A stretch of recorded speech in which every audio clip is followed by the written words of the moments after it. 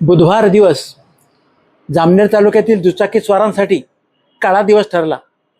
काल दुपारी सुमारे 12 वाजेच्या सुमारास जामनेर बोदवड रस्त्यावर नर्सरी समोर एका युवकाचा अपघातात मृत्यू झाला।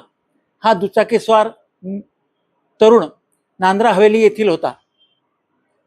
रात्री 7:30च्या सुमारास जामनेर देऊळगाव रस्त्यावर तोरनाडे गावाजवळ एका दुचाकीस्वाराने रस्त्यावर उभे असलेल्या नादुरुस्त ट्रॅक्टरला जोरदार धडक दिल्याने दुचाकीवरील पती पत्नी दुर्दैवाने जागीच ठार झाले।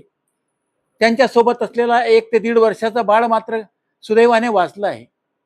ही घटना हृदय पडवून सोडवणारी अशी आहे। हत्येपुरून सावळतबाराकडे जाणारे हे दोघेही दुचाकीस्वार रात्री जात असताना सावळतबाराकडे जात असताना त्यांनी रस्त्यावर उभ्या असलेल्या ट्रॅक्टरला धडक दिली आणि त्यातच त्यांचा करुण अंत झाला।